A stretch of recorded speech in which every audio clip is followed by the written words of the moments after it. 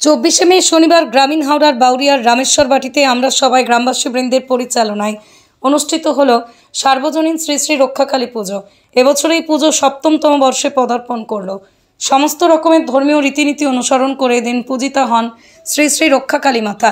এদিনের এই পুজো অনুষ্ঠানে উপস্থিত ছিলেন পুজো কমিটির সভাপতি দিলীপ দাস, উপস্থিত ছিলেন সহ সভাপতি গোপাল দলুই, সম্পাদক সজল পাইক, সহ সম্পাদক রবীন মণ্ডল, কোষাধ্যক্ষ পরিতোষ দলুই, সহ কোষাধ্যক্ষ রণজিৎ বাগ, হিসাব রক্ষক প্রণীর দলুই। পাশাপাশি উপস্থিত ছিলেন এই পুজো কমিটির সদস্য জিৎ হাজরা, রাকেশ, অনন্ত দলুই, পুষ্কর, বাপ্পা, নরঞ্জয়, রাহুল, অসিত, থোকন সহ অন্যান্য। আমরা সবাই গ্রামবাসী পরিচালনায় যে আমাদের কালী পুজো, সেই কালী পুজোটা আমাদের মা শীতলার পুজো হয় এবং বাবা ভোলানাথের পুজো হয়, দক্ষিণদ্বারের পুজো হয় এবং আমাদের নারায়ণের পুজো হয়, পঞ্চদেবতার পুজো হয়।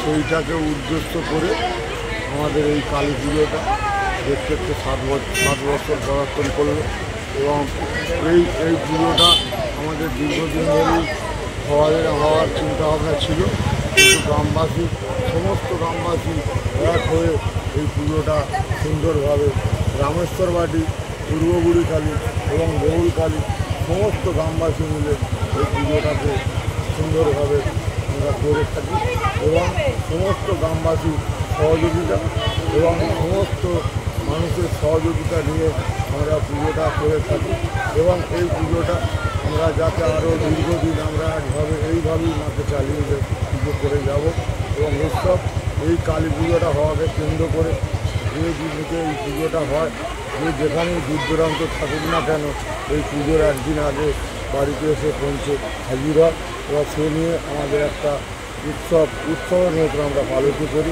এই কালী পুজোটা এখানে তার রামেশ্বর বাটির উৎসব বলে মনে করা হয়। সেই উৎসবটা আমরা সুন্দরভাবে সবাই মিলে আমরা একত্র হয়ে পালিত করি।